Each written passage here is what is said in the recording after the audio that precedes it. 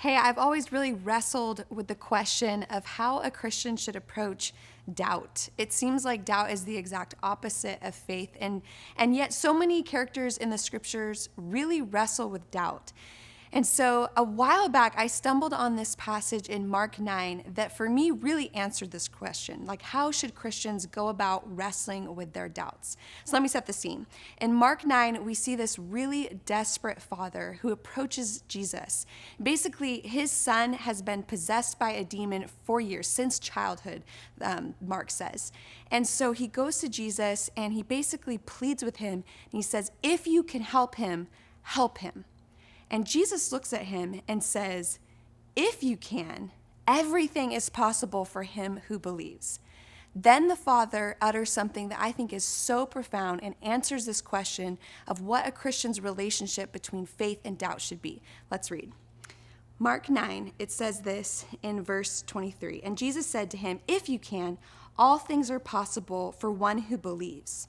Immediately, the father of the child cried out and said, I believe. Help my unbelief.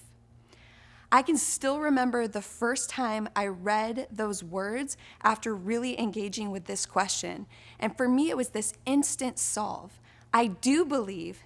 Help me overcome my unbelief. I believe. Help me overcome my unbelief, Jesus. For me, that's the answer. That's the resolution towards what a Christian's relationship between faith and doubt should be. We should always, always, always be honest about our doubts. And yet, in the midst of doubt, it's still important to make declarations of faith. And it's comforting to me, to be honest, that there's this person in the Bible who so clearly has both, a mixture of doubt and faith. And so I hope that's encouraging to you. As you think about your own relationship with God, I hope you don't back down from the hard questions of your faith. I hope you don't back down from the hard circumstances and all the questions it raises about God and you and the world that you're living in. Instead, I pray that you go after those hard questions just like this father did, saying this, I believe, help me overcome my unbelief. I hope that's encouraging for you.